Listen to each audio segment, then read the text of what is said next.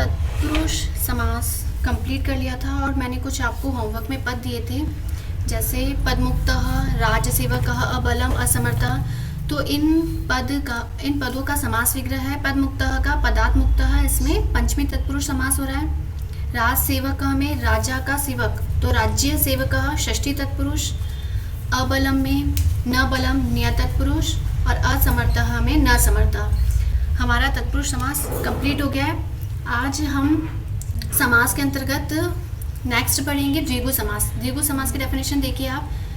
जब कर्मधारय समास का पूर्व पद संख्यावाची और उत्तर पद संज्ञावाची होता है तब वह द्विगु समास कहा जाता है।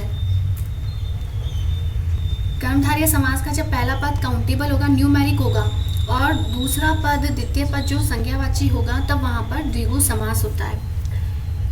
समस्त पद, ये तो आपका समस्त पद की आइडेंटिफिकेशन थी कि कहाँ पर ये चीज़ होती है। अब समस्त पद के कहाँ कैसे बनाना है उसके बारे में है कि समस्त पद सामान्यतः नपुंसकलिंग के एक वचन में और स्त्रीलिंग के एक वचन में होता है। ठीक है, जब भी आप समस्त पद बनाओगे तो वो नपुंसकलिंग और स्त्रीलिंग इन दो ही लिंगों में बनेगा, पुल्लिंग में नहीं बनेगा। इसके विग्रह में षष्ठी विभक्ति का प्रयोग होता है। जब आप समस्त पद का समास विग्रह करोगे तो ये समास विग्रह षष्ठी विभक्ति का प्रयोग किया जाएगा और समास विग्रह के अंतर्गत। तो अब द्विगु समास को हम एग्जाम्पल के थ्रू समझते हैं। फर्स्ट एग्जाम्पल देखिए इसका, सप्त दिनम, सप्त में 7। तो अभी आपके डेफिनेशन में बताया कि इसका पूर्व पद संख्यावाची होगा। तो यहाँ देखिए सप्त जो है वो न्यूमेरिकल है, काउंटेबल है, संख्या लिखी हुई आ रही है, तो पूर्व पद संख्यावाची हो गया। और द्वितीय पद दिनम लिखा है, दिनम एक संज्ञावाची पद है। अब इसका समास विग्रह करेंगे तो समास विग्रह में क्या कौन सी विभक्ति प्रयुक्त करनी है हमें? षष्ठी विभक्ति। अब 7 आपको पता है किस में आएगा? बहुवचन में आएगा। तो हम सप्त पद में भी और दिन पद, इन दोनों पदों में षष्ठी विभक्ति बहुवचन का रूप यूज करेंगे। देखिए क्या बनेगा इसका समास विग्रह, सप्तानाम दिनानाम समाहारः इति। सप्तानाम 7 दिनों का समूह। द्विगु समास में जब हम समास विग्रह करेंगे तो पूर्व पद और उत्तर पद के बाद हमें समाहार पद को लिखना है। समाहार का अर्थ होता है योग या समूह, तो 7 दिनों का समूह। नेक्स्ट एग्जांपल देखिए, त्रिभुवनम, 3 भुवन लोक। ये आपको मैंने फर्स्ट चैप्टर में भी पढ़ाया था, तब बताया था कि 3 लोक कौन से होते हैं। अब यहाँ इसका समास विग्रह देखिए, 3 किस में आएगा? आपके बहुवचन में आएगा। तो हमें दोनों पद, त्रिपद और भुवन पद, दोनों को किस में लिखना है? षष्ठी विभक्ति बहुवचन के अंतर्गत लिखना है। तो इसका समास विग्रह देखिए, त्रयाणाम भुवनानाम समाहारः इति। 3 भुवनों 3 लोकों का समूह। नेक्स्ट एग्जांपल देखिए, पंचपात्रम, 5 पात्रों का समूह। तो यहाँ पर पंच में और पात्र में दोनों में षष्ठी बहुवचन का रूप यूज किया जाएगा। तो इसका देखिए, पंचानाम पात्राणाम समाहारः इति, 5 पात्रों का समूह। नेक्स्ट एग्जांपल देखिए इसी में, अष्टाध्यायी। अभी जो आपने 3 एग्जांपल पढ़े वो नपुंसकलिंग के एक वचन में आ रहे थे। अब नेक्स्ट एग्जांपल आपके स्त्रीलिंग एक वचन में आ रहा है। तो यहाँ देखिए अष्टाध्याय, 8 अध्यायों का समूह। तो इसका समास विग्रह करेंगे, अष्टानाम अध्यायानाम समाहारः इति, 8 अध्यायों का समूह। ये हमारा द्विगु समास था।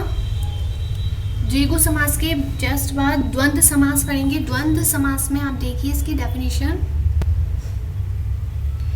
इस समास में परस्पर पदों के बीच में च आता है। ये च पद कब आएगा? जब हम समास विग्रह करेंगे समस्त पद से, जब समास विग्रह बनाएंगे तब हमें च पद का यूज करना है। इसलिए द्वंद्व समास में उभय पद प्रधान होता है। उभय पद का मतलब है पूर्व पद और उत्तर पद, ये दोनों ही पद इसमें प्रधान होते हैं, मुख्य होते हैं, अर्थात दोनों पद प्रधान होते हैं। द्वंद्व समास में समस्त पद प्रायः द्विवचन और बहुवचन में होता है।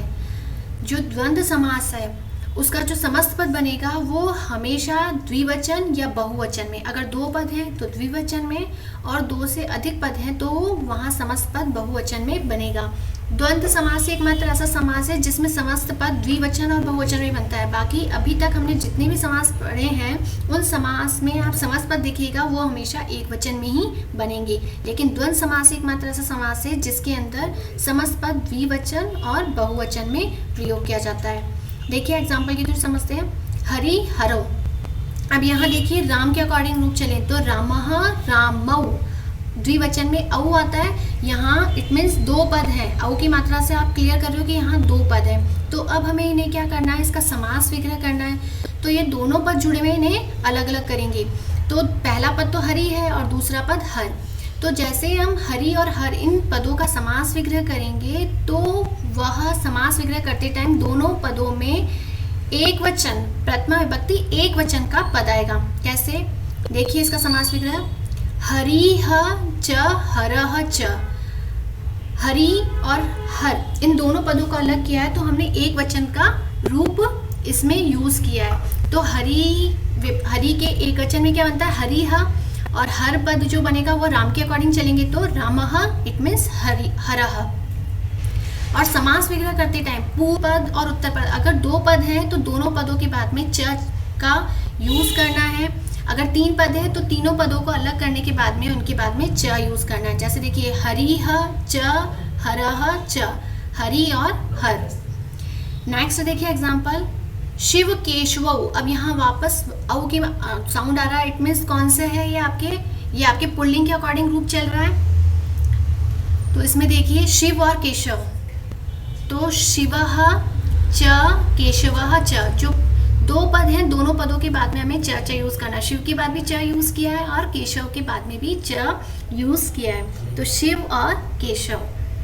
नेक्स्ट आप एग्जांपल देखिए, माता पितरौ, माता और पिता। तो इसका समास विग्रह होगा माता च पिता च।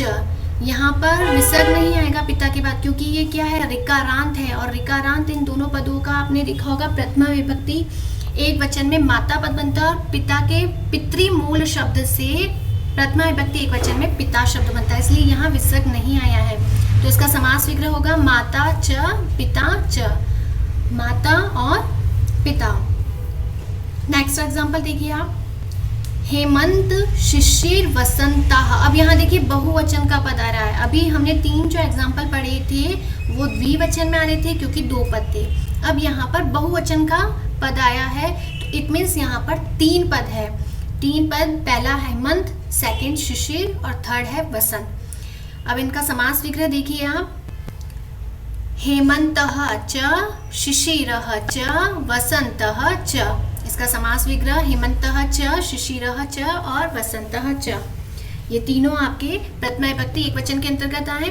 तो पुल्लिंग के अकॉर्डिंग रूप चले यहाँ पर राम के अकॉर्डिंग, तो हेमंतः च शिशिरः च और वसंतः च। ये हमारे द्वंद्व समास भी आज कंप्लीट हो गया है। आपको होमवर्क में द्विगु और द्वंद्व समास जो आज मैंने पढ़ाए हैं इनको आपको नोटबुक में नोट डाउन करना है। साथ ही कुछ आपको समस्त पद दिए हैं, इन समस्त पद का आपको समास विग्रह करना है और समास विग्रह करने के जस्ट बाद उसके जस्ट सामने आपको समास का नाम लिखना है कि द्विगु समास के अंतर्गत आता है या द्वंद्व समास के अंतर्गत। Okay student, thank you.